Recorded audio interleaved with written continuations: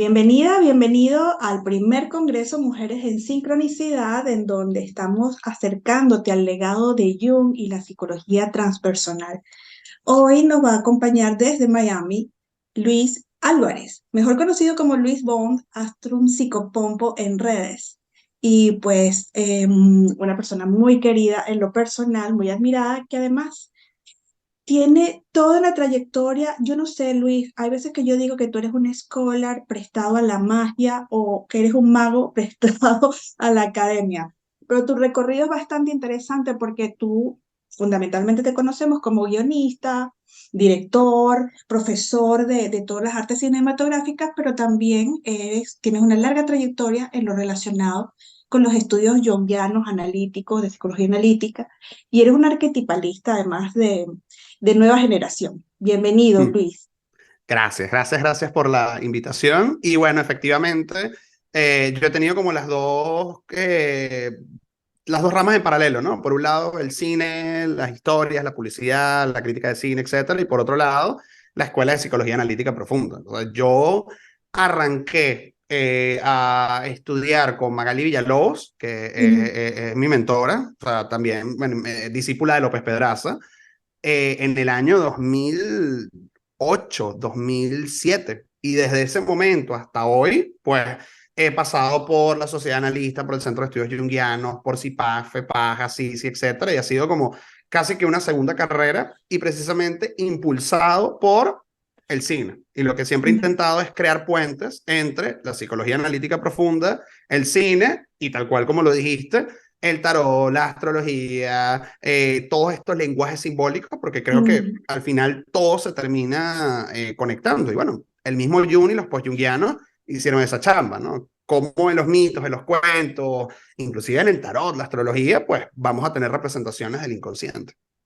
Eso es algo interesante, los lenguajes simbólicos, porque al final cuando nosotros regresamos a la psicología y a los postulados, por ejemplo, de la misma filosofía lógica del siglo XX, nosotros tenemos un signo. Nosotros lo que tenemos en las manos es un signo, no tenemos ni la realidad ni el imaginario.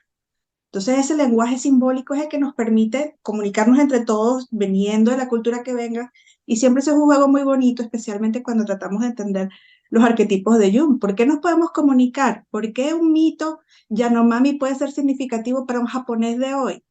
Porque Ujú. hay un simbolismo interno, una fuente arquetípica.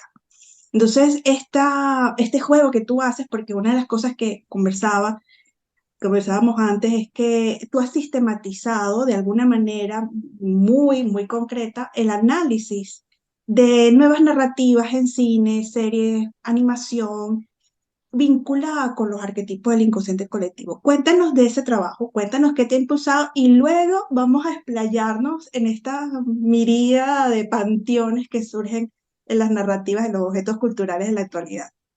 Claro, cuando yo me acerco por primera vez a Jung, es precisamente como esto puede ser una muy buena herramienta para escribir personajes, para poder escribir guiones, etcétera. Y progresivamente me doy cuenta, bueno, esto además de escribir sirve como para la vida. Y progresivamente me doy cuenta que esto es para todo. Es como ver la Matrix. Entonces, comienzo a tomar todos estos postulados y comienzo a, tal cual como lo dice, sistematizarlo y darme cuenta de, bueno, fíjate que en muchas series, en muchas películas, etcétera, etcétera, no solamente estamos viendo determinadas representaciones arquetipales, sino que además inclusive podemos ver ciertos patrones. Entonces, tú te puedes dar cuenta que, oye, en estas determinadas series de las que todo el mundo está hablando, realmente en el fondo es el mismo mito, o sea, son iteraciones del mismo mito. Y cuando entiendes ese sustrato arquetípico, por supuesto, se te abre un poco a qué es lo que está pasando en el mundo y qué es lo que está pasando en la pantalla. Decía Jean-Claude Carré, bueno, guionista, crítico de cine, etcétera, que bueno, tú para poder entender una nación, lo que tienes que hacer es ver la filmografía de esa nación. Y pasa exactamente lo mismo con los mitos. Yo después comienzo a dar clases en diferentes espacios, en la Universidad Católica Andrés Bello, de personajes y diálogos, en el mismo Centro de Estudios Junguianos de Mitología y de Arquetipos, y me doy cuenta que una buena manera de poder acercarnos a estos conceptos es, bueno, vamos a delinear determinados dominantes arquetipales, vamos a acercarnos a la mitología, y esto que más o menos creo que estoy entendiendo, pum, te lo muestro en una película, te lo muestro en una serie, te lo muestro en un anime, y ahí la gente como que le termina a hacer clic. O sea, yo puedo estar 4 horas hablando de Core Demeter Perséfone, ¿no? Y te echo el cuento, etcétera, etcétera, tal. Pero si yo a todo esto le pongo el lacito de y mira Black Swan, automáticamente dices el cisne negro, tú dices, claro, es el mismo mito, o sea, es la misma historia. Entonces, la idea es como acercar un poco todos estos mitos y todos estos conceptos que pueden ser tan lejanos o abstractos aparentemente a través de algo que tienes al frente de ti todos los días y darte cuenta que es la vida. Claro, a eso iba que tú dices, lo veo en la sociedad, lo veo en la pantalla, pero también pasa dentro de mí. Y eso me permite a mí comunicarme e incluso hacer catarsis 5.000 años Claro. después frente a una pantalla. Cuando tú, bueno, yo la última vez que recuerdo una catarsis que digo, esto debe ser una reminiscencia de mi vida pasada en Grecia, fue cuando vi Inglorious Bastards, ¿no? Ujú. Entonces cuando ves Inglorious Bastards sales del cine con catarsis, luego vienes al mundo real y bueno, esto no pasó, esto no ha sido así, la tragedia la hemos podido vivir de una manera, pero esa conexión de los directores y de los autores con estas fuentes originales pueden sacarse de un manual. Por ejemplo, como vemos, este manual de 12 arquetipos para construir su marca personal, este manual para hacer storytelling con arquetipos. ¿Qué pensamos de eso? ¿Es así tan Mira, fácil? no es tan fácil muchas veces, parte de una teoría bastante reduccionista y yo lo voy a intentar explicar de la manera más sencilla. Legalmente los arquetipos son irrepresentables. O sea, legalmente tú no puedes, y lo voy a llevar al tarot, que, a ver, es un lenguaje simbólico que tú manejas, varios manejamos acá. Tú no puedes explicar de qué va el mundo, que es la última carta del tarot, que es el self, que es la totalidad, que es la trascendencia, si no tienes antes otros pasos para poder llegar acá. O sea, tú para poder llegar a la trascendencia tienes que conectar con tu masculino, tu femenino, lo materno, lo paterno, con el hierofante, con el ego, con la muerte, con el renacimiento, o sea, con un pocotón de cosas para poder entender esa experiencia del todo. ¿Qué es lo que, por ejemplo, sucede con el panteón griego o con la teoría de Carol Pearson o con el viaje del héroe de Campbell o con cualquier tipo de estructura que queramos revisar? Que está agarrando algo que es inefable, imposible de entender, y lo está poniendo en pequeños pedacitos, y en esos pequeños pedacitos, ok, puedo entender cómo sumo esto y aquello, y tengo como una mirada de lo que vendría siendo el proceso de individuación, el proceso de ser nosotros mismos, el proceso de la totalidad. Que van a haber autores que van a dividir estos pedacitos en 12. Por ejemplo, tú podrías decir, bueno, son las 12 casas del zodiaco. Y efectivamente, de Aries a Pisces, yo tengo la vida explicada, los 22 arcanos mayores del tarot. Y mira, de loco al mundo, tengo la vida explicada. Que lo voy a contar en. Campbell lo va a recibir, lo va a organizar en los 18 y 19 pasos del viaje del héroe. Por supuesto que sí. Que Pearson lo va a hacer en estos dos arquetipos. Sí, pero cada uno de estos sistemas hay que entenderlos como miradas a algo que en sí es irrepresentable. Y evidentemente estos sistemas van a poder generar vasos comunicantes entre uno y otro, y por eso es tan sabroso cuando estudias varios lenguajes simbólicos decir, bueno, no sé, esta carta, no sé, tienes en las runas, tienes a Nautis. Entonces tú dices, bueno, Nautis es como el colgado del tarot, pero también es como vivir una casa 12, pero también es como el mito, este mito. Y cuando tienes a dar cuenta, progresivamente hay un sustrato arquetípico que me une estos 5 6 7 8 9 10 mitos, lenguajes simbólicos, y tú dices, bueno, hay un patrón, pero meterlo en una cajita de son 8 y tienen estos numeritos, o son 7 y son estos numeritos, es peligroso y es lo que muchas veces ocurre en la actualidad. Claro, porque allí tenemos un término clave que es estereotipo, que se parece mucho al arquetipo. Del arquetipo al estereotipo Hay mucha brecha, pero podemos hacer más corta esa brecha de lo que creemos, ¿no? También escuchamos cuando hablan, vamos a hablar de los arquetipos, entonces realmente están hablando de estereotipos, el arquetipo del Ujú. amante, por ejemplo. Entonces, claro, hay muchísimas maneras de ser amante. Es más, podemos atravesar las 12 casas del zodíaco y ser un amante de acuerdo con cada una de esas 12 casas. Y podemos hacer cuatro, o sea, 36. Y podemos llevarlo a lo que es la experiencia de una sociedad y una vida entera. Es decir, que no podemos aprenderlo. Pero sin embargo, es Claro. como que estamos muy, muy interesados en llevar el control del arquetipo, como si eso fuese posible.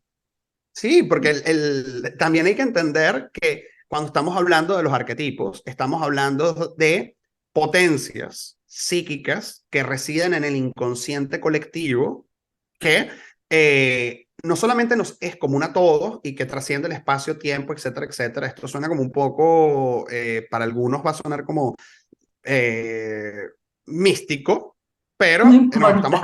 no importa, yo sé, pero estamos partiendo de una teoría, ok, ojo, y para poder como tener un contexto, porque bueno, hoy hablamos de la cuántica, ¿no? El campo de resonancia mórfica, etcétera. Ujú. Imagínense que esto es un ejemplo que han escuchado muchas veces, que algunos dicen que fue Freud, otros dicen que es Jung, no importa. Imagínense que nuestra psique es un iceberg, ¿no? Entonces, la punta del iceberg, que es chiquitica, que es lo que apenas se ve, es la conciencia. Todo el cuerpo del iceberg, que es enorme, es el inconsciente. El mar es el inconsciente colectivo. O sea, imagínense lo enorme que es. Que un arquetipo o que una potencia arquetípica entre en ese mar, toque un contenido de nuestro inconsciente, suba de inmediato y posea la conciencia, y nosotros creer que podemos controlar ese maremoto es una locura.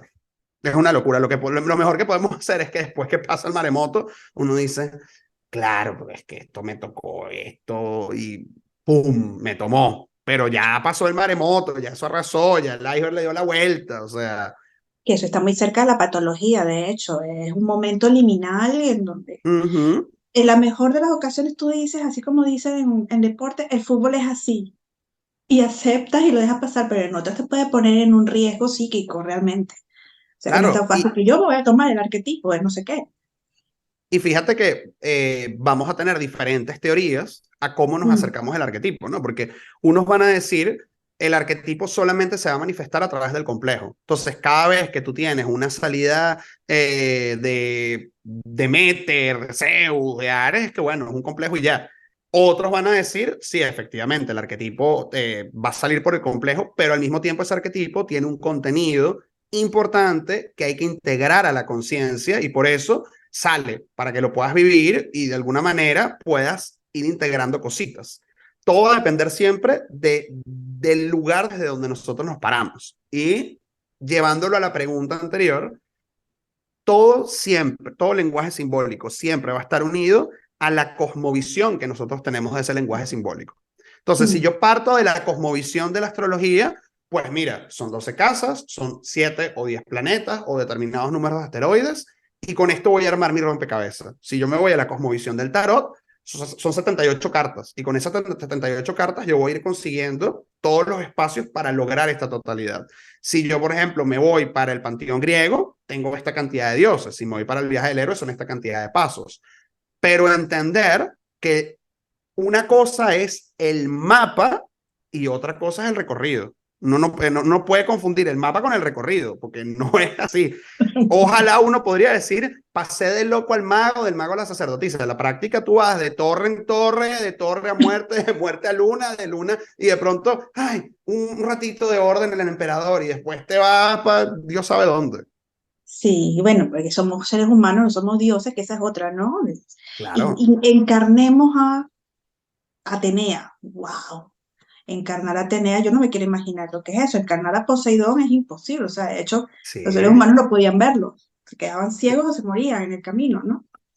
Claro, y somos Enamorarse una de un dios, mezcla. Y somos una mezcla, que esa es la otra, porque la gente a veces lo pone en una cajita como eso. Yo soy muy ateneica, tú eres muy ateneica en diferentes áreas de tu vida, pero en otras partes eres Afrodita, en otras partes eres Demeter, en otras partes tienes en energía de otras Ares, partes de no Zeus, sabe. de Hermes, y en otras partes no sabes, porque no te han tocado Porque la tecla. no, Claro, entonces es entender eso, somos una mezcla en constante movimiento y no siempre vamos a expresar todos los dominantes de un arquetipo. Entonces, no porque de vez en cuando a mí me tome Ares, quiere decir que yo me voy a caer a golpes con todo el mundo. Tal vez Ares me toma cuando, no sé, soy abogado, entonces voy a la corte y me exacerbo porque, bueno, quiero luchar por la justicia. Y mi manera de luchar es, bueno, frontal, violenta, inclusive a veces se me dan los tapones. Pero no necesariamente Ares igual peleón o tienes que, por ejemplo, para vivir Demeter, que es como la mirada, esa mirada del arquetipo de la madre, tienes que ser mamá. Hay gente que adopta un perrito, adopta un gatito, o sea, yo con mi gatito soy Demeter, o sea, ¿qué estás haciendo? No sé qué, no te montes aquí, cuidado, come, toma agüita, y de nuevo, no es tampoco causa-efecto, porque uno nunca sabe qué le va a activar determinado campo arquetipal. Esto te lo puede activar tu gato, te lo puede activar tu hijo, te lo puede activar tu pareja, te lo puede activar la junta de condominio, te lo puede activar cualquier cosa. Y acabas de decir algo súper interesante, que tú siendo hombre cis, Uh -huh. puedes activar tu Demeter o puedes sentir que de alguna manera se activan algunas facultades de Demeter en ti cuando estás en relación con un gatito o con alguien que tienes que cuidar. O que Demeter también tiene ira, también tiene Claro, tristeza. No nos quedamos claro. con la superficie de la historia. Mira, has dicho una palabra que me recordó que cuando estaba pequeña yo venía del colegio y veía el Salón de la Justicia. ¿No? Ajá, Y yo siempre pensaba, ellos son uno, ¿no? O sea, el tal Superman, cual. ellos son uno. Yo sentía que ellos eran uno. Y cada vez que había un nuevo aporte, a mí me divertía mucho porque era, yo podía ser Superman un día, pues, así jugaba yo. Normalmente era la Mujer Maravilla porque era como la única mujer que había y yo tenía que identificarme. Pero yo, sí, mi personaje favorito era Batman. Y yo, wow, yo quiero ser Batman. Pero entonces sentía eso como que ellos van en conjunto y hacen una unidad o forman equipos, eso es muy interesante, ¿no? Entonces, algo así como el panteón griego o nórdico en el Salón de la Justicia, ¿lo has visto? Sí, claro. Y Para empezar con el efectivamente, juego, con el juego claro, arquitectónico claro. y el trabajo arquetipal con las series.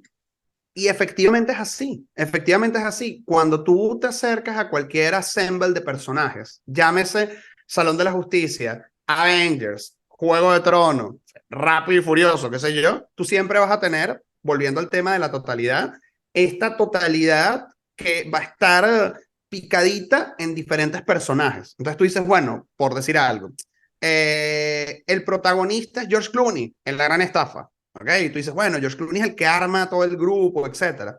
Claro, pero si no tienes al ladrón hermético que se mete en la bóveda, no hay robo. Pero si no tienes al tequi que trabaja con la tecnología, etcétera, no tienes el robo. Si no tienes al que hace la bomba, no tienes el robo. Si no tienes al que tiene los contactos, no haces el robo. Tú necesitas, a juro, al maestro del disfraz, no haces el robo. Necesitas tener todas las potencialidades dentro de tu cajita de herramientas. Y cuando tú lo ves en todos estos espacios, tú te das cuenta cómo, uno, cada punto es necesario. Y dos, cómo dentro de tu vida, claro, esto es como mi mejor amigo. Y sin mi mejor amigo yo no tomaría determinadas decisiones. Claro, esto es como mi mamá. Y mi mamá me enseñó esto y aquello. Y fíjate que este personaje, aunque es hombre, se comporta igual que mi mamá. Fíjate que si él no tuviese esta pareja que lo contiene, entonces él tomaría decisiones un poco más violentas. Y oye, fíjate que en mi vida, si yo no tuviese a mi vecino, tomaría las mismas decisiones. Y te das cuenta cómo algo que es ficción, que puede llegar a ser además ficción en un mundo de fantasía o en un mundo que es muy separado al nuestro. O sea, estás viendo el planeta de los... Estás viendo el tostadorcito valiente. Y aunque son electrodomésticos, antropomorfizados, etcétera, siempre hay algo que te va a hacer clic. Siempre hay algo que te va a hacer clic. Para bien o para mal. Para bien de ese personaje me gusta, quiero ser como él, o qué horrible ese personaje, Dios me libre. Pero es que las dos cosas están dentro de ti. Y lo que Eso sirve es para proyectarlo. sí, sí, que eso me pasaba con Cars. Había veces que yo Uh estaba en los grupos y como te explicaba, le explicaba a mis estudiantes y bueno, vamos a ver la evolución de Lightning McQueen. Todos se reían siendo adolescentes, pero al final dicen, wow, es la historia de un santo, es la historia de superhéroe, es la historia de un prócer de la -huh. independencia, es la historia de Napoleón. O sea, podemos hablar de distintas historias de personajes que de alguna manera son role models también, ¿no? Porque eso es Claro. otra cosa, cuando tú logras encontrar esas etapas, por decir, del viaje heroico o del arquetipo personificado, se convierte en un modelo a seguir, sea Gandhi o sea Loki, ¿no? O Ujú, por sea, uno supuesto. lo vea. Y eso que uno va a proyectar en estos personajes y en el viaje de los personajes, al final de cuentas, hablan de nuestros procesos. Yo creo que todos hemos tenido esta experiencia de ver una película a determinada edad y después ver esta película de adultos y decir, oye, yo antes empatizaba, no sé, con el protagonista y ahorita entiendo más al secundario, ahorita entiendo más al antagonista, ahorita entiendo más o juzgo desde otro espacio determinadas acciones, porque la película es la misma, pero tu concepción de la película es diferente porque has vivido otras cosas, en este momento estabas tomado por determinados contenidos en sombra, ahorita es otras cosas que se han movilizado, etcétera. Ahora, si tú tienes 70 años viendo la misma película y teniendo la misma lectura de la película y emocionándote de la misma parte de la película y no cuestionando nada, entonces tú te das cuenta que, bueno, aquí hay un contenido que no se ha movilizado. Pero te das cuenta de algo. Eso es una de las cosas ricas de reconocer los Claro, patrones y de estar autoconsciente, de tener una especie de también narrativa donde tú también te conviertas en un libro, también te conviertas en un personaje, ¿no? Entonces es una claro. invitación interesante. Cuando hablas de Black Swan, hay muchas mujeres a las que le dio mucha rabia ese personaje, pero en Ujú. el fondo esa rabia también las hacía identificarse, ¿no? Claro, Ahí estamos enfrente de lo sombrío. precisamente el personaje de Nina, que es la prota, ella es lo que llamaríamos en el panteón griego una core, ¿no? La doncella inocente, pura, sin malicia, que tiene una relación simbiótica con mamá, ¿no? O sea, ya es una mujer hecha y derecha, pero es mamá la que me cuida, mamá la que me protege, y bueno, vemos ahí esa Deméter oscura, esa madre que lejos de ser generativa es devoradora, y de pronto aparece un elemento masculino externo que hace que ella tenga que conectar con otro contenido. Por supuesto, cuando tú lo ves en términos de doncella, sexualidad, etcétera, mamá sobreprotectora, ballet, te parece como muy lejano. Pero cuando tú lo llevas a tu plano personal y te das cuenta, bueno, ¿cuántas veces en mi vida yo no he sido una core en el trabajo, en la universidad, en mis relaciones interpersonales, donde yo no asumo el control, soy inocente, me falta la malicia, bueno, sí, lo que tú digas, mi amor, o bueno, el profesor me dijo que la Tierra es cuadrada y el profesor es el que tiene razón y punto, y para yo poder salir de ese estado de inocencia, pues me he llevado un golpe, y en ese golpe, y en ese sufrimiento, y en ese rapto, tengo la posibilidad de conectar con la sombra, con ese otro, con eso que normalmente pues en mi sano juicio no voy a querer ir a ver, pero que gracias a eso me hace madurar. Y fíjate que uno lo dice en el argot popular, tú ves a un hombre o a una mujer o a una persona muy core y tú dices automáticamente, esta persona va a llevar golpe, esta persona va a sufrir mucho, pero es que solamente así es como va a poder crecer. Y todos tenemos ese mito dentro de nosotros y lo hemos vivido una, dos, tres, 70.000 veces y lo seguiremos viviendo. Y como colectivo también, ¿no? Muchas veces, y Claro. cuando lo vivimos en colectivo es más difícil de mirar, ¿no? Y más trágico. Y más, y por supuesto, una tragedia absoluta. De hecho, de alguna manera todos fuimos core en la pandemia, ¿no? Ujú. Bueno, Fuimos fíjate que en la pandemia confinados. algunos fueron cores y otros más bien se les activaron otros arquetipos, o sea, porque hubo gente que con la pandemia, alguien que no sé, era muy introvertido, muy callado, no conectaba, se le activó como esa parte hermética, bueno, hay que generar plata, hay que hacer negocio, hay que no sé qué, comenzaron, no sé, a dar talleres, a invertir en cripto, en dar charlas, qué sé yo, sacar cosas. Y pum, la pandemia fue como lo mejor que les pudo haber pasado. A otros se les activó esa parte, no sé, de festo, del artista. Entonces comenzaron a trabajar en su forja, a crear, a redireccionar esa libido a ese espacio creativo. A otros se les activó la beligerancia, a otros se les activó, no sé, la fusión erótica. Porque, de nuevo, nosotros tenemos como esta idea de normalidad, orden, lo que Campbell llamaría el mundo ordinario, y cuando aparece algo que está fuera de la agenda, no sabes qué tecla te va a tocar.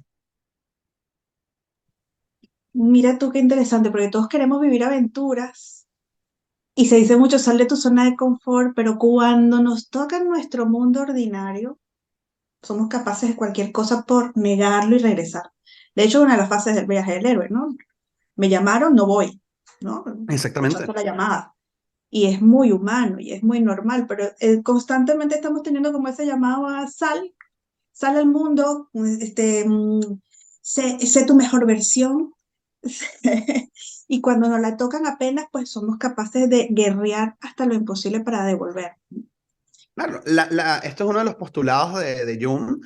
La psique es un mecanismo autorregulado y la psique va a hacer todo lo humanamente posible bueno, ahorita las cosas están funcionando, no voy a jurungar mucho, a menos que una situación te lleve a una polaridad y eso te mueva, etcétera. De hecho, en algún momento, hablando precisamente el mismo Jung, eh, porque bueno, también el tema con Jung es que a veces, dependiendo del punto de su obra en el que te pares, él va a decir A y después va a decir, mira, no es B y después va a volver, no, sigue A. Exactamente, ¿no? Como toda obra que es extensa. Y bueno, Jung va a decir en algún punto, el mecanismo de individuación, o sea, el proceso de individuación es contra natura. Y tú dices, bueno, efectivamente es contra natura, porque, y esto es algo que hemos escuchado millones de veces en la cultura popular, ¿no? A veces la ignorancia es una bendición. A veces tú a veces dices, bueno, me hubiese quedado tranquilo con mi trabajo de 8 a 5 y estuviese contento. Entonces, ¿para qué me puse a hacer terapia? ¿Para qué me puse a mirar para adentro? ¿Para qué me puse a revisar cosas? Y ahorita, bueno, están moviéndose asuntos en mi vida que tal vez no quería que se movieran, pero todo eso te ayuda a crecer. Pero la psique siempre va a buscar estar regulada. O sea, la psique siempre va a querer no querer salir a la aventura. Y yo siempre por ejemplo, doy clases del viaje del héroe, yo les digo a mis alumnos, imagínate que yo te doy en este momento 10 millones de dólares. ¿Para dónde te quieres ir tú? Tú dices, quiero irme a Japón. Yo te doy en este momento 10 millones de dólares para que te vayas a vivir un año a Japón. ¿Qué es lo que la gente dice? Claro, maravilloso. Y es mentira, porque tú vas a decir sí y de pronto comienzas, bueno, ya, pero estoy a mitad de semestre. Eso quiere decir que me tendría que retrasar un año. Yo estoy además ahorita saliendo con esta chica. Eso quería decir que tendría que renunciar a esto y tendría que renunciar a esta cosa y mi mamá se va a poner triste. Entonces, y yo no sé japonés. Y cuando tienes que dar cuenta tu oportunidad maravillosa de vivir un año en Japón, comienzas a buscarle peros. Y es maravillosa, pero le comienzas a buscar peros. Porque, de nuevo, eso exige un cambio, una muerte, una transformación, yo no sé, yo sé quién va a ir a Japón, pero no sé quién va a volver de Japón. Y eso evidentemente genera mucha angustia. Eso es genial, porque es que siempre nos ponen en el reto de cambiar. Pero ahora, por ejemplo, yo que vengo de letras, ¿no? Y tú en el cine no es muy distinto. Uh -huh. Los personajes nos pegan duro, las obras nos pegan duro, un libro nos hace cambiar, una película nos hace vivir más allá. Bueno, sin romantizar mucho la idea, cuántas historias, Jackson Pollock, Uh Van -huh. Gogh, de personas que entregadas a la vivencia arquetípica, la vivencia sensible y Uh poder -huh. plasmar a través de su obra, fueron al límite de las emociones humanas, ¿no? ¿Hay alguna peli, serie que recientemente te haya hecho sentir algo por el estilo? Wow, muchas, muchas, muchas, muchas, muchas. Mira, la última serie que a mí me dejó muy, muy movido y así como, oh Dios mío, y ojo, no te estoy hablando de una cosa muy intensa, fue Ted Lasso. Ted Lasso está en Apple TV y es muy cómico porque yo soy cero deportes y es la historia de este coach que trabaja en Estados Unidos, agarró un equipo de una división inferior y la llevó al siguiente nivel y lo contratan, se lo llevan a Inglaterra para que él sea el coach de un equipo de fútbol. El tipo no sabe nada de fútbol, nada, absolutamente nada, pero él como coach comienza a trabajar con cada uno de los personajes del equipo y comienza a entenderlos, ¿no? Este tiene problemas con el papá, este tiene problemas de autoestima, este tiene no sé qué, y se da cuenta cómo trabajando con el factor humano, aunque no sabe nada de fútbol, puede hacer cambios potentes dentro del equipo. Y además tú te das cuenta que Ted es un tipo que está muy contento, que siempre tiene todo es un chiste, una sonrisa, Y mientras va avanzando la serie te das cuenta que hay un tema durísimo, está atravesando un divorcio, un abandono, un tema con el papá horrible, una culpa, o sea, un pocotón de cosas detrás de esa sonrisa y ese buen humor y esas cosas y toda esa buena vibra y tú dices, oye, es que efectivamente no solamente hay gente así, sino que todos nosotros alguna vez hemos tenido que hacer de tripas corazón y estamos viviendo una tragedia y bueno, a una clase, a una charla, una consulta, hablar con alguien contento, pero lo que está ocurriendo detrás es durísimo. Y es una serie para mí que fue catártica. Yo con Ted Lasso reí, lloré, me cuestioné cosas de mi vida, me emocioné.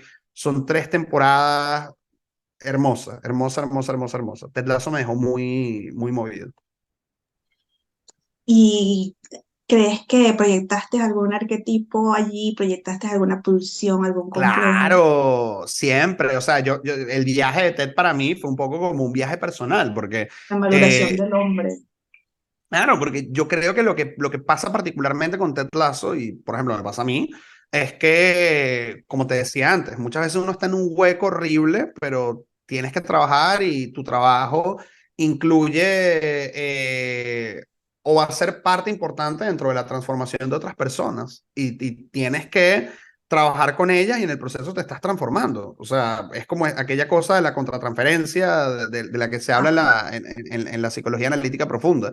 Y en la medida en la cual tú tienes el valor de acercarte a eso que se te está moviendo en las dinámicas, pues vas a poder hacer mejor tu trabajo y vas a poder sanar, etcétera. Es maravilloso. Y además también cómo el humor, creo que es una de las cosas que a mí me gustó muchísimo, cómo el humor es clave como elemento movilizador, Ujú. porque efectivamente a través del humor, eso es algo que fíjate cómo se van uniendo las disciplinas, ¿no?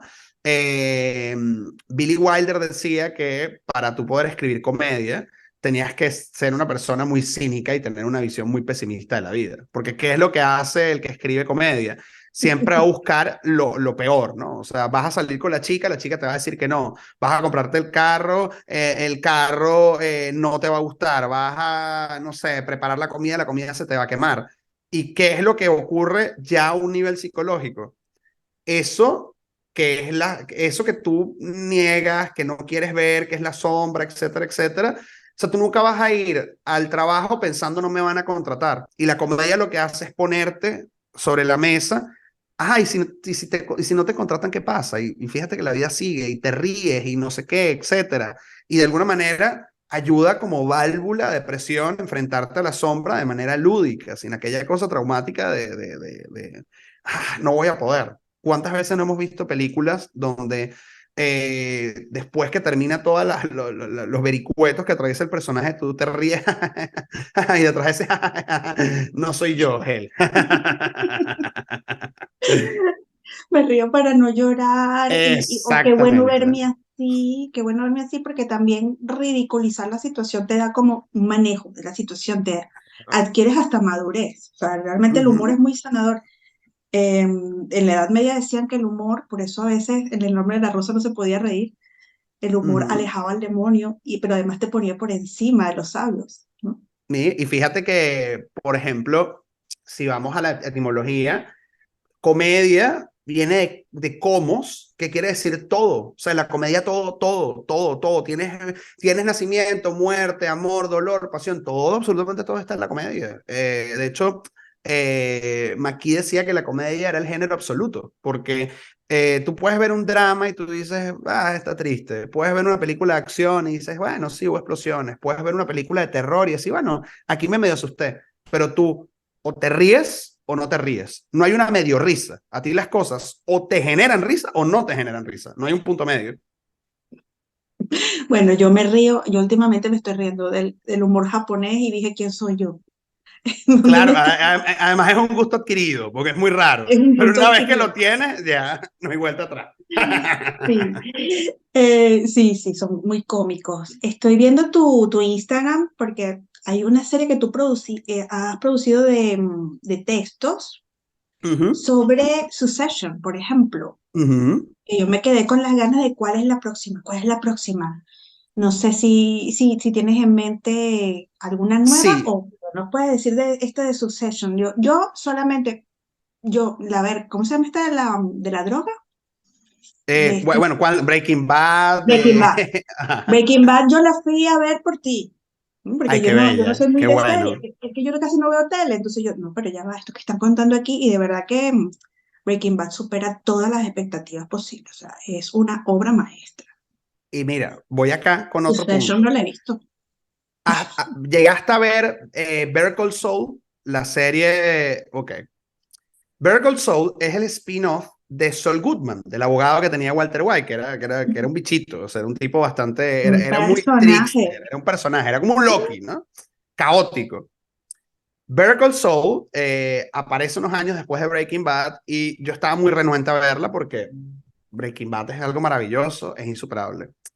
Better Call Saul está no solamente al nivel de Breaking Bad, por momentos la supera. Y es un viaje muy, muy duro de transformación que tiene este personaje de Saul Goodman porque te echan el cuento de cómo él genuinamente quería hacer las cosas bien, pero todo el sistema Ujú. lo llevó a hacer las cosas mal. Y una vez que él comienza a hacer las cosas mal, se da cuenta, bueno, soy bueno para esto. ¿Por qué no sigo haciendo las cosas así ya? Y al final de cuentas, si tú en el mundo haces las cosas bien, no vas a tener recompensa. Si las haces mal, te sales con la tuya. Y es una serie que te confronta a nivel personal, a nivel ético, moral, o sea, a todo nivel. Uf, se las recomiendo con los ojos cerrados. Y Sucesión, es como una de estas series que han sido un batacazo para HBO. Bueno, muchísimos premios, Golden Emmy, SAG, etcétera. Y básicamente es el patriarca de esta familia. En el primer episodio le da un beriberi y toca ver quién es el sucesor. Y toda la serie es toda la dinámica compleja familiar de es que mi papá nunca me dio amor o es que yo quiero ser el favorito de papá, etcétera, y todo el mundo echándose cuchillo para ver quién se queda con la plata. Y en ese proceso salen las miserias, salen los miedos, salen los traumas, sale lo peor de la familia. Y tú ves Succession, y aunque pareciera que es muy lejano a nosotros, ¿no? Problemas del primer mundo, una gente que tiene un yate, que tiene un imperio. Hay conversaciones en Succession que tú dices, esto ha podido ser un domingo comiendo en la casa de mi abuela. O sea, la gente sacándose las cosas de la cara, la gente, el que está pendiente de que ya la abuela se va a morir, entonces voy a visitarla más para ver si me quedo con la casa. O sea, esas cosas horribles que uno ha escuchado y que ha vivido, la tienes Ujú. en Succession. Y es durísimo. Y lo que yo hago con estos análisis, que hice de Succession, hice de Breaking Bad, de Juego de Tronos, de Marvel, he hecho de varios, es precisamente hablar del sustrato arquetípico que tienen estos personajes, creando un puente con la mitología griega y bueno, hablando de cómo se va manifestando este arquetipo. Y bueno, evidentemente si les gusta la serie y leen los análisis, pues van a tener una visión diferente del arco de los personajes. Si les gusta la mitología y ven el análisis, pues van a querer ver la serie. Y si les gusta la psicología analítica profunda, pues van a tener ahí como un mix de cosas. Porque al Se final puede dialogar. todo se Es un integra. diálogo interesante. Es un diálogo Uh muy -huh. interesante porque, ¿sabes? Siempre vas como muy a lo serio. Vamos a ver los libros, porque aquí te lo ponen en acción, porque al fin y al cabo son creadores. Y los creadores, Claro. esta es la energía del creador. Y también eso es poner en valor el arte, ¿no? Aunque sea arte de medios masivos. Aquí estoy viendo que también están a mí siempre me han intrigado las tortugas ninja, Uh ¿no? -huh. Las tortugas mutantes ninja. Yo sí sentí, cuando tú tienes a un adolescente en casa, realmente es un mutante. O sea, un día puedo estar pendiente del renacimiento y otro día no sé por qué tengo un brazo más largo que el otro, porque hasta físicamente existen estas cosas, ¿no? Pero Claro. siempre me ha intrigado la tortuga ninja y tú tienes acá este artículo, Teenage Mutant Ninja Turtles, y los héroes de antes y los problemas de ahora. Sí, las Tortugas Ninja han pasado por varios reboots, ¿no? O sea, las de mi época no se parecen a las que salieron después, ni se parecen tampoco a estas. Y digo no se Mm, parecen porque el enfoque va a ser diferente. Las Tortugas Ninja de mi época eran héroes que luchaban contra Destructor y Krang y qué sé yo, ta, ta, ta. Las Tortugas Ninjas que salieron recientemente, que por cierto la película es maravillosa, se la recomiendo con los ojos cerrados. Resulta que están criados por Splinter, igual, esta rata que es una figura que es un mentor, Pero Splinter no funciona aquí como un mentor, sino como un papá, que les dice a ellos, ustedes son tortugas ninjas mutantes, ustedes tienen que vivir en las cloacas, la gente no los puede ver porque si los ven, les van a hacer daño, porque ustedes son diferentes. Y hay no estoy contando nada de la trama, te cuentan un pequeño flashback cuando en algún momento Splinter sale con ellos en un Halloween y la gente los ve y se dan cuenta que son monstruos y automáticamente hacen que se metan en las Vaca. alcantarillas. ¿Y qué pasa con las tortugas? Son adolescentes y comienzan bueno, yo quiero ir al colegio, yo quiero hacer amigos, me gusta una chica, ¿qué es lo que puedo hacer? Y toda la película tiene que ver con esta necesidad de el adolescente de construir su identidad, de saber quién es, tener que enfrentarse y decir, mira, papá, tú tuviste esta experiencia traumática, pero era tu época, es tu vida, yo tengo otra vida, yo quiero tener mis experiencias, quiero aprender a hacer las cosas, y es muy bonito porque no son las tortugas, si se quiere, establecidas con las que crecimos. Aquí todavía Ujú. Leonardo no es un líder, aquí todavía tú ves que Rafael todavía es impulsivo, que Miguel Ángel tiene como déficit de atención y que Donatello es inteligente, pero todavía están en ese proceso de descubrir quiénes son, por qué hacen lo que hacen, etcétera. Y cuando te vienes a dar cuenta, es tal cual, una estructura arquetípica, porque todos hemos pasado por ese proceso de quién soy, hemos pasado, estamos pasando, pasaremos. Pero más allá de eso, es una peli que nos está hablando de lo que hoy está pasando, porque Ujú. es una peli que va a hablar de los prejuicios, es una peli que va a hablar de cómo nosotros tenemos una relación llena de prejuicios frente al otro, cómo nos fijamos más en la diferencia de lo que tenemos en común, cómo también, por ejemplo, las redes sociales pueden ayudar a generar puentes o destruir puentes. Hay muchas cosas que están pasando ahí, pero es maravilloso. Tal vez hoy en día, Seth Rogen es el que crea estas tortugas ninjas, dice, mira, en mi época el discurso es, eres heroico y vas a triunfar. Y hoy en Ujú. día el discurso es, eres diferente, abraza esas diferencias y desde eso es que vas a poder conseguir tu lugar en el mundo y vas a poder triunfar. Me parece maravilloso. Porque hay una bitácora también. Es una novela de formación al estilo de Hesse, ¿no? Claro, claro, por supuesto. O sea, no vamos a decir que es como Siddhartha, pero venga, al No, es final Siddhartha. consiguen su lugar en el mundo. O sea, es válido. Exacto. Claro, claro, y es para ese momento, porque también Indiana Jones, y cuando dijiste lo del héroe, que también tengo Indiana Jones aquí, me llamó mucho la atención que el protagonista, ¿cómo se llama el actor? Harrison Ford. Harrison Harrison Ford. Ford se preocupó mucho en dejar sentado que él es un anciano Ujú, y que él hace cosas de hombre mayor y que él no quiere superpoderes para Indiana Jones. Entonces también como que esa heroicidad ha sido replegada, ya no tenemos héroes. De hecho, hubo un tiempo, no sé si ya pasó, en donde tú veías que eran todas las películas de los antihéroes o hasta de los villanos, ¿no? O sea, en ujú. lugar de ver al hombre araña, ibas a ver a su contrincante, cuál era A la novela Venom, de sí. formación de Venom, ¿no? Entonces, ese movimiento hace que el arquetipo se mueva o es una nueva elaboración del arquetipo. Mira, por un lado, lo que sucede con Harrison Ford, y esto está como bueno, regresando a la mirada de la cosmovisión, ¿no? Neumann va a plantear que nosotros pues vamos a tener una primera etapa, que es la etapa de la gran madre, ¿no? Donde somos uno con mamá, etcétera, etcétera. Otra etapa, que es el gran padre, que es, bueno, una vez que me separo de mamá y tengo que lidiar con el mundo exterior, tengo que entender las cosas básicas, ¿no? O sea, reglas, pagar los taxes, los bills, organizarme, y después de esto arranca el periplo heroico, que es, bueno, ahora ya que integré lo que tenía que integrar de mamá, ya que integré que tenía que integrar lo de papá, ahora, bueno, voy en mi camino de buscar mi identidad y la última etapa es la búsqueda de la trascendencia. Y esa búsqueda de la trascendencia siempre va a estar ligada a esta figura que es el Cenex, que es el viejo. ¿Por qué? Porque, bueno, ya has vivido X cantidad de cosas y ahora toca, bueno, hacer como poner en orden, ¿no? Bueno, ok, yo entiendo que ya yo no estoy en posibilidad de ser un héroe, porque eso ya lo viví. Ahorita, pues, mis aventuras son internas, mi mundo interior, pues, va a ser ese paraje lleno de aventuras y eso requiere un tempo, un kairos, el tempo psíquico, muy diferente al del héroe que está afuera, haciendo. Entonces, de alguna manera, esa mirada de Harrison Ford a no voy a volar, sino que, bueno, soy un héroe que tuvo su tiempo y que ahorita está moviéndose en otras áreas, en otros espacios, pues es maravilloso. Con la mirada del antihéroe pasa algo también muy interesante porque por definición el héroe quiere decir proteger y servir. Y el héroe siempre va a buscar proteger y servir y ayudar a otras personas. El antihéroe va a ser un viaje igualito que el viaje del héroe, idéntico.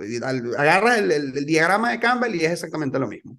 Pero el antihéroe lo hace por sí mismo, porque yo quiero. Y si algo nos hemos dado cuenta en la modernidad es que cada vez ese discurso heroico de me voy a sacrificar por alguien se está dejando atrás por abrazar la individualidad de, bueno, haz las cosas por ti, si a la gente no le gusta, pues no le pares, etcétera, etcétera. Entonces, sí estamos como en una dinámica un poco, si se quiere, más egoísta, ya aquí a nivel no de historia, sino ya como yo lo veo a nivel personal y evidentemente esta es mi percepción. Todo esto tiene que ver mucho con las redes sociales, ¿sabes? Porque pasamos de consumir contenido a ser generadores de contenido y todo es míreme, hago. Entonces, muchas veces esos viajes van motivados más por ese, bueno, ¿qué es lo que yo quiero? protagonismo. No tanto como lo exterior o lo que yo puedo aportar a ese otro mundo quiere. Entonces, ahí es donde yo veo más esa mirada del antihéroe. Claro, pero también está el tema social y político, ¿no? De esa conciencia. Por ejemplo, pienso en Anakin Skywalker, que le Ujú, da un speech a la princesa que prácticamente te convence, ¿no? No, mira, yo tengo que custodiar la galaxia y para eso me tengo que hacer un dictador.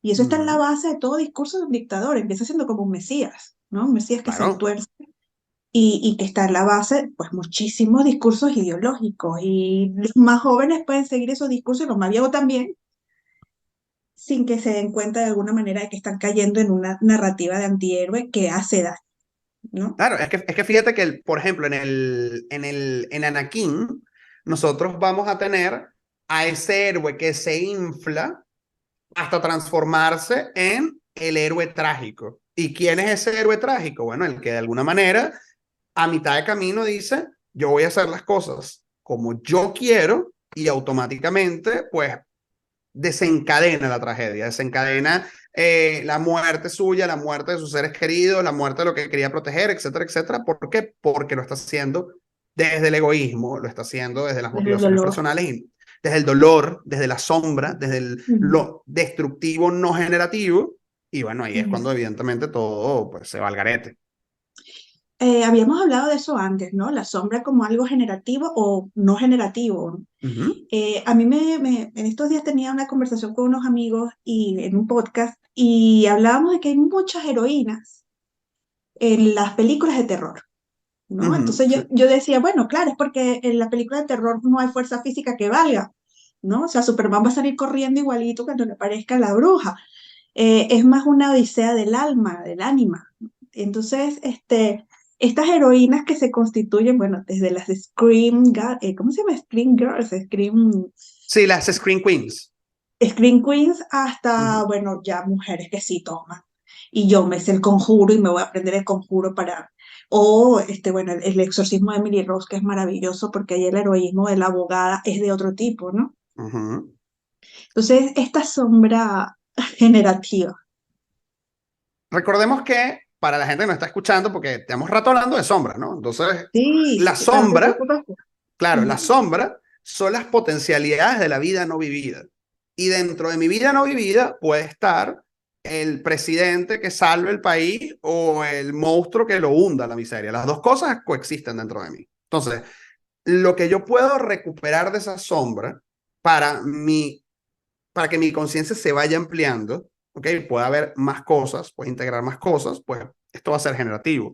En cambio, cuando esta sombra me toma y más bien me mete en una visión de túnel, ¿no? Entonces me va reduciendo el espacio de la conciencia, es tal cual como una posesión, tal cual Evil Dead, Emily Rose, ahí estamos en el aspecto más destructivo de la sombra. Y lo que va a ocurrir muchas veces en las películas es que dependiendo también del género, etcétera, etcétera, es que vamos a ver a la sombra en su estado más destructivo o en su estado más generativo, ¿no? En su estado más destructivo lo podrías ver en algunas películas de terror o en su estado más generativo, o sea, en estos dramas donde las personas se superan y se enfrentan a los miedos, etcétera, etcétera.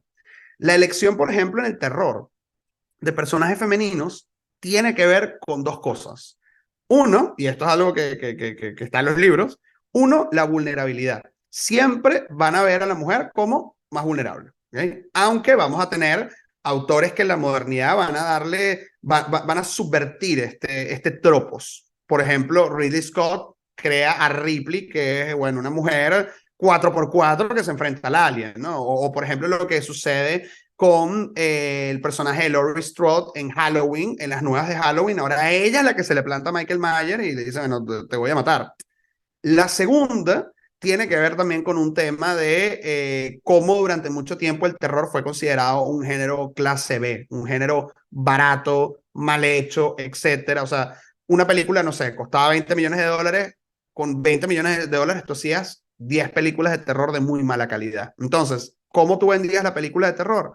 Tenemos esta chica que es bella y que va a estar corriendo durante toda la película sin sostenes, con la camisa mojada, con poca ropa, y eso también como forma parte de el morbo de asistir a la película de terror. Y esto además va a un nivel todavía más profundo, porque a nivel inconsciente, cuando tú estás excitado, todo lo relacionado con la parte de tu cerebro que está en modo cazador, peligro, etcétera, etcétera, se apaga.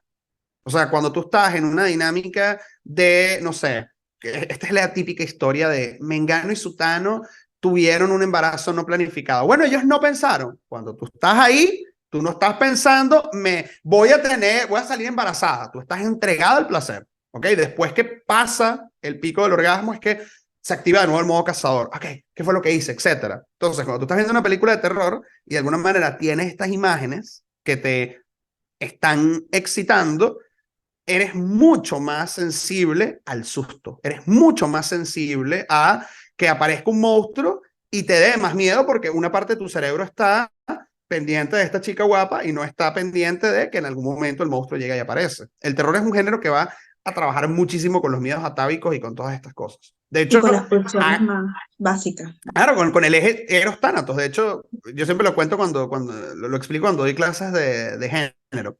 Si tú cierras los ojos en una película de terror, si tú cierras los ojos, tú lo que vas a escuchar son gemidos. O sea, cuando llega Mm, el descuartizador con la ah, motosierra, tú lo que vas a escuchar es... Y tú dices, ¿qué es mm. esto? Cuando vienes a dar cuenta, bueno, están apuñalando a la muchacha. Pero todo está creado precisamente como para bajarte las defensas y ¡pum! El susto sea más potente. Claro, eso es para un espectador mayoritariamente masculino, ¿no? O sea, eso también ha Y, cambiado mucho.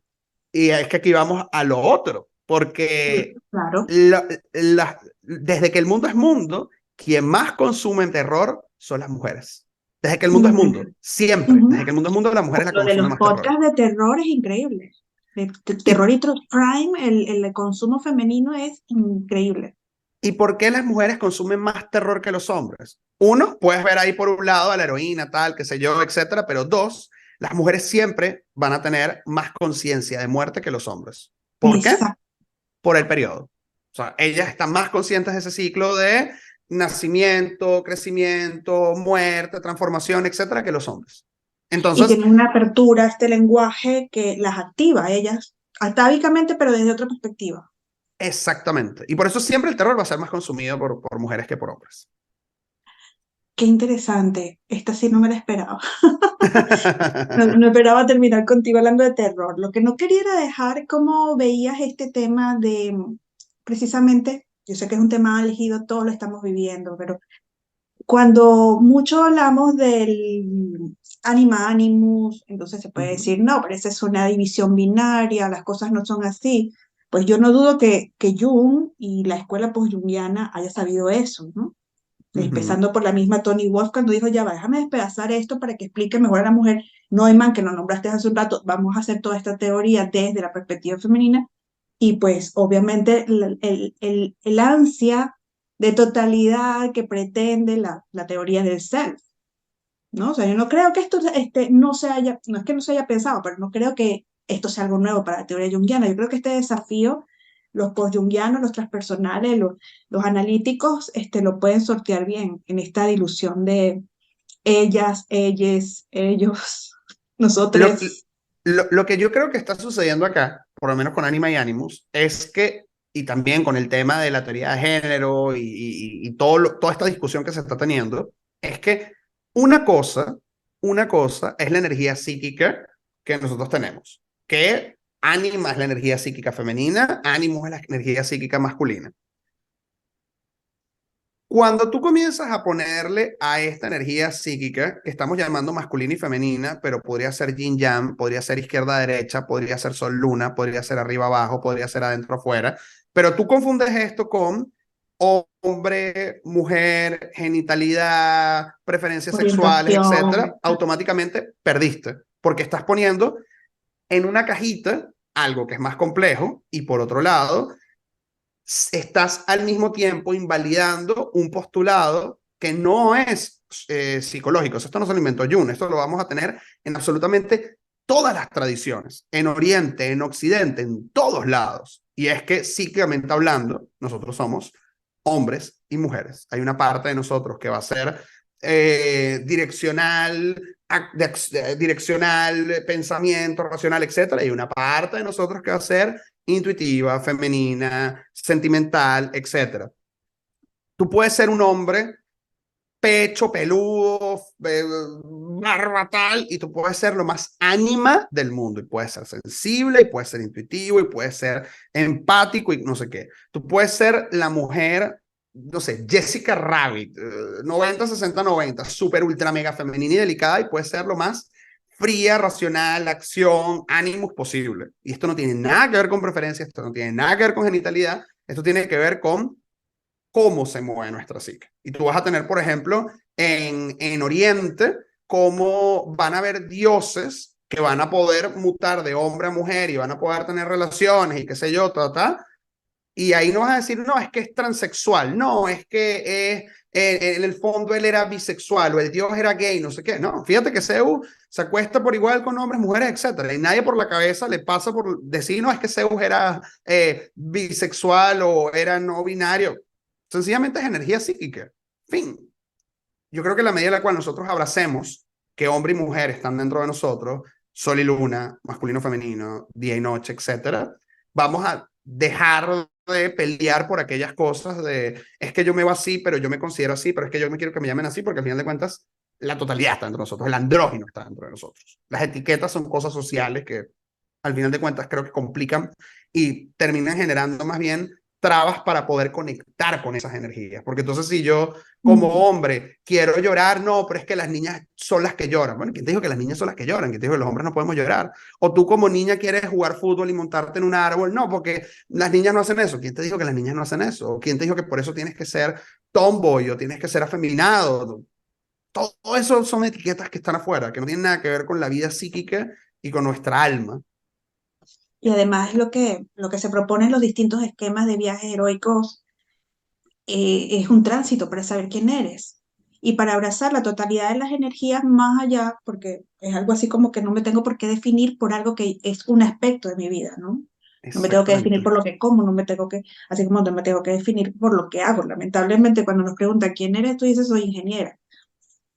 No tienes una respuesta de ti mismo y esa es un poco la Oh, respuesta que busca el viaje de integración arquetipal o el viaje sagrado, ¿no? O sea, que al final es el viaje en donde sigues un periplo a través del sol y sigues otro periplo debajo del mar. exactamente. Y tienes que hacer los dos. O sea, no puedes decir, no, me quedo con el periplo solar. No, no, no. O sea, todo el mundo tiene que hacer lo de arriba y lo de abajo. O sea, todo el mundo, todo el mundo. Que van a haber personas que se van a sentir más cómodas con el viaje solar que el lunar, por supuesto. Porque es así. Pero la chamba es hacer los dos viajes. Sí, y un poco como Perséfone, es que si no lo haces, lo haces, te Ujú. bajan. O lo Y haces entonces, o te arrastran para que lo hagas. Exactamente. esa es la enseñanza de Core, ¿no? Pues Ujú. te recordamos que estamos en el Congreso Mujeres en Sincronicidad y gracias Luis por estar aquí. Luis, ¿dónde te podemos encontrar? ¿Cuáles son tus redes? Si tienes alguna actividad próxima, publicación? Gracias, gracias por la invitación. Para mí, bueno, un placer poder conversar contigo y bueno, con todas las personas que van a ver esto en diferido. Me pueden conseguir en Instagram, Twitter, que ahorita es X, Threads, lo que sea, como TikTok, lo que sea, @LuisBond009, Luis Bond como James Bond y el papel Bond, 009. Y también me pueden conseguir como Astrum Psicopompo, que es como la cuenta donde publico cosas relacionadas con la formación de tarot, astrología, psicoastrología, etc. Siempre estoy publicando críticas de cine, siempre estoy haciendo actividades, charlas, etcétera, y por ahí se van a estar enterando. ¿En qué es lo que tengo ahorita, año 2024, ya andando? Tengo la formación precisamente de mitología y de arquetipos en estudios junguianos. Anualmente doy la formación de tarot y de psicoastrología. Y pues siempre estoy abierto a hacer cosas nuevas relacionadas con la psicología analítica profunda, el cine, el tarot, la astrología, los lenguajes simbólicos. También tengo un podcast con mi socio, Axis Mundi. Precisamente este podcast está dedicado a los símbolos. Entonces hablamos desde, no sé, religión, esoterismo, tarot, astrología, Jung, arquetipo, pelis, de todo. Entonces, también es como un espacio que, bueno, que estamos intentando crear comunidad y etcétera para poder acercar al resto de la gente a los lenguajes simbólicos que son, para mí, son lo más importante, porque a través de ellos es que te terminas conociendo. Sí, podemos hablar de tarot, podemos hablar de astrología, como podemos hablar de novelas, podemos hablar de arte pictórico y estaremos siempre ciclando sobre lo mismo con los dones que tengamos. ¿No? Es así. Podemos conectarnos contigo online en estos talleres y en estas formaciones. Eso también es importante Sí, decirlo, que no todo es tenemos que online. viajar a Miami para verte. Exactamente. Y Todo es el online y podcast, además todo se graba, así que lo puedes ver en vivo, lo puedes ver en diferido, no se preocupen. pues genial, Luis, mucho éxito en todo lo que vas en este año, Gracias, esta gracias. primavera, y gracias por haber estado en este primer congreso. Para nosotros es un honor. Y pues El honor seguramente es vamos a mío. seguir inventando cosas, porque es que es muy importante lo que estás trabajando, manera de poder entendernos en las pantallas, entendernos en lo que tenemos enfrente y verlo más que mera diversión, porque sabemos que no es así, sabemos que son libros abiertos al alma. Es así. Muchas gracias a Gracias, todos. Holanda. Gracias, Gracias, gracias, gracias. Luis. Saludos a todos por allá y gracias a ti por haberte quedado en la entrevista. Chao, chao.